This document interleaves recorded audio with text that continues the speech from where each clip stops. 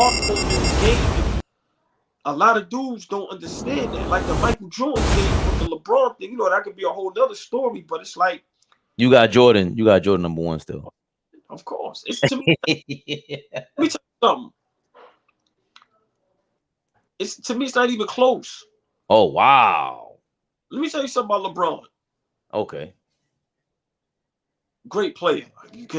You'll be an idiot to say he's not great. Like, come on, I'm not that crazy.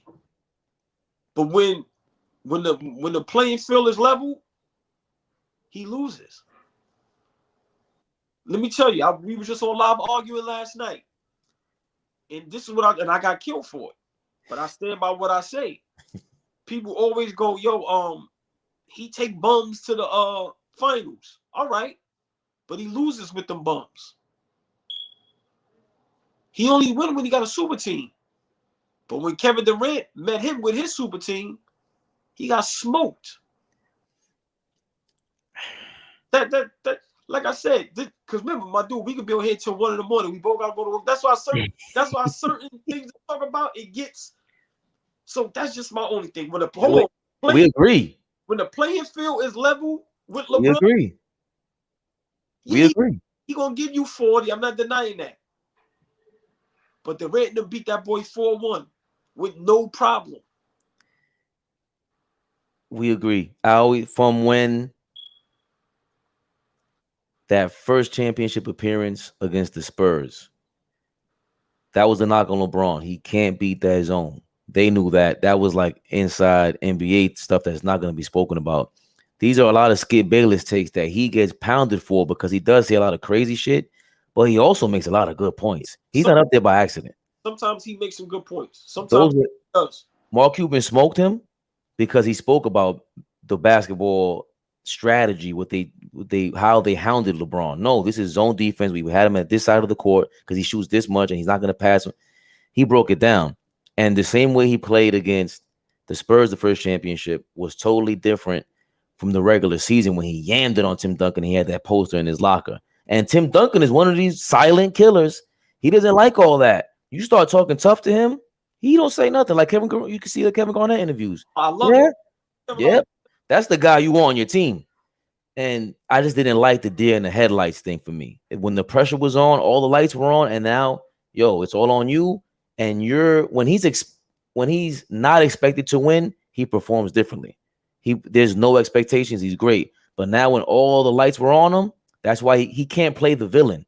When you can't play the villain, you can't be the bad guy. That's still in him, no matter what. And Jordan does have that. Mentally, we could never say we ever saw Michael Jordan dog it.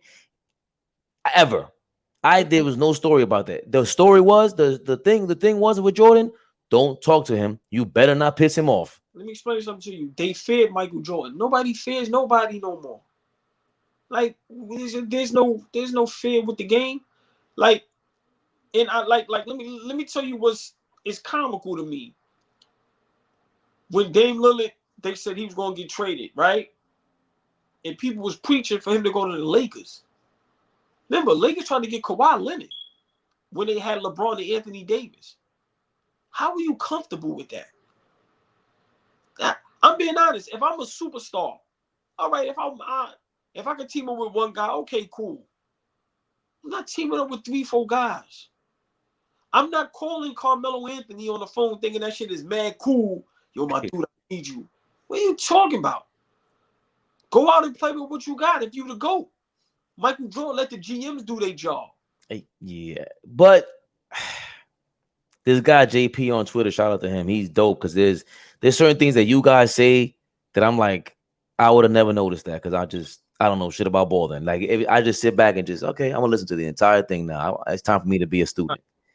And he said that, like, all right, well, LeBron did play the GM, but there's a knock on that because you're not reliable now. So that's what actually when Kyrie kind of started becoming the villain in people's eyes, but I was on his side. LeBron is leaving next year. That he got the word about that. And he said, I'm not going to stay. You better trade me now because I got less leverage next year. So that affects the whole team. You playing GM allows you to surround yourself with better players. But the knock on that also is, you're going to be here next year? Because why should I sign here? Dog, why should I try harder to be here? You got to remember, he's the golden child, and I don't knock it. Like I said, yo, I'm big on listen, man. If you can do what you can do it. That's like having a job. If a person can get away with stealing time, hey, no, do what you. I don't knock nobody. I might edit this out for your sake. Like, so my point is, I'm not knocking LeBron for having his power, but it doesn't mean I have to condone it or like it. We know he the golden child. They let him do whatever he want to do. Dog, who trades a whole team in the middle of the season? Like only kids that don't get their way do stuff like that. Like, so at the end of the day, I'm just saying he's a great player. He's not even in my top 10 right now. Damn. I can't listen. I can't, and that's not being a hater. That's kind of harsh. Who you? So can we go with your 10? What's your top 10? Let me think, it's Kareem, it's Magic, it's Larry, it's Mike, it's Kobe, it's Shaq. That's 6. Bill Russell. Akeem. That's 8. Tim Duncan is 9. And Allen Iverson. You got Iverson up there above LeBron? Yeah. And then, like in that second batch, you can get the LeBrons and all that type shit. Yeah. Because remember, you still got Oscar Robertson, you still got Wilt Chamberlain. Like, yeah. That's kind of hard to argue. Let me tell you something. If Kevin Durant would have won that 3rd ring and 3-peated and smoked LeBron again and got Finals MVP, he'd been in that top 10.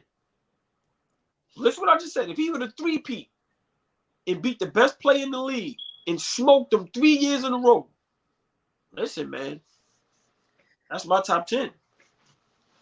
I didn't like Kevin Durant's attitude in OKC. I thought he kind of like should have mushed Russell Westbrook, had a fight with him. You know, I think he came into his own, but the same way LeBron went to Miami and learned something with, again, being around an organization. He should have never left Miami. That's his biggest issue. But I got LeBron second best all time. I just think I've never seen anything like. Matter of fact, he might be. I think Shaq is up there. We didn't say Shaq in your top 10. I think you were missing Shaq. Yeah, Shaq is in my top 5. So if I'm missing Shaq, then all right, we get Iverson out of there. Yeah, that's what. So look, hold on. So hold on.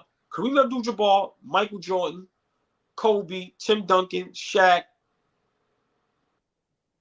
See, that's why my mind be. Yeah, no, Akeem, Magic, Bird, Duncan. I think I said Duncan. In your top 5?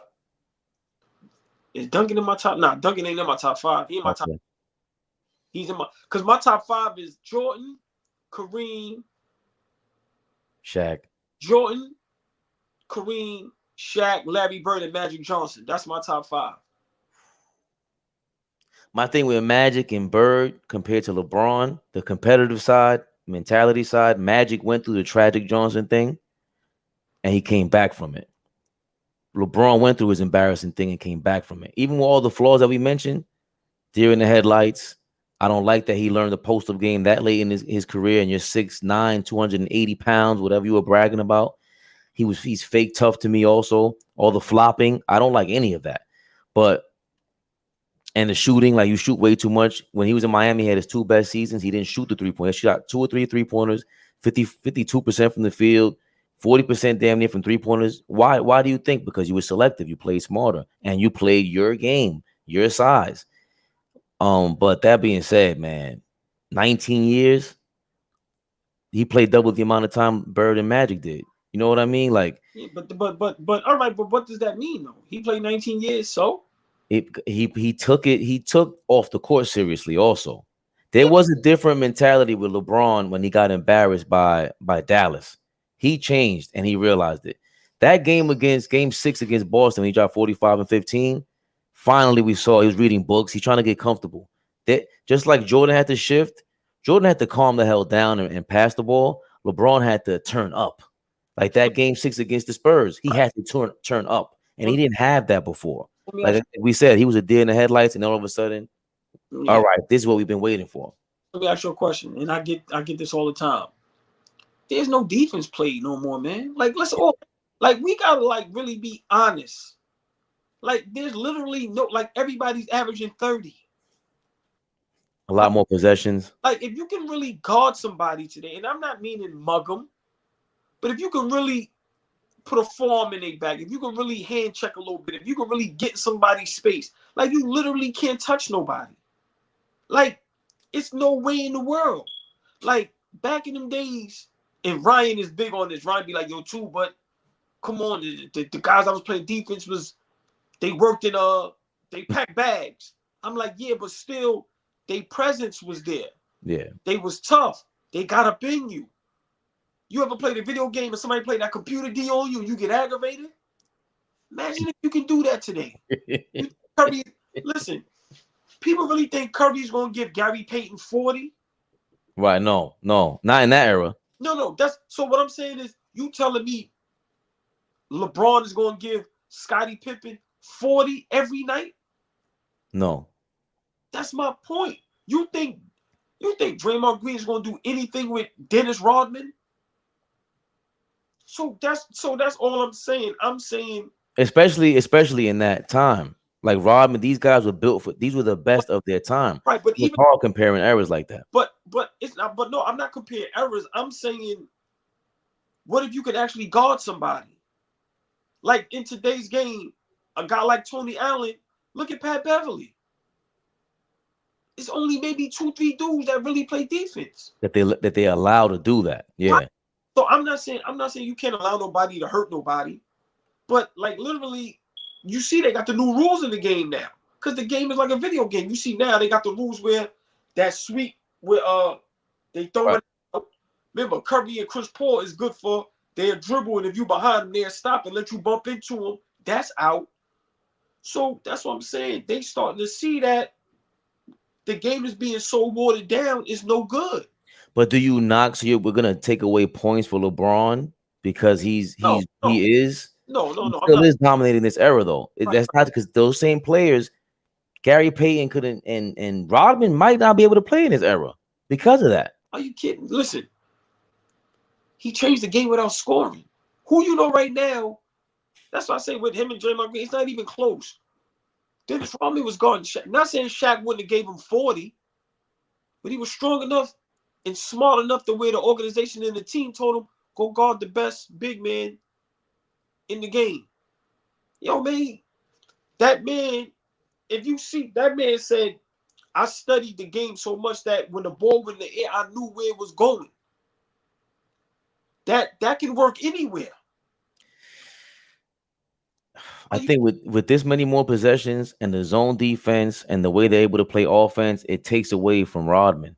And that's not to say that Draymond could play back then, because he would have to have been a small forward. He might have been null and void back. The same way a lot of players couldn't do what they did back then when Phil Jackson compared Steph Curry to my man Chris Jackson.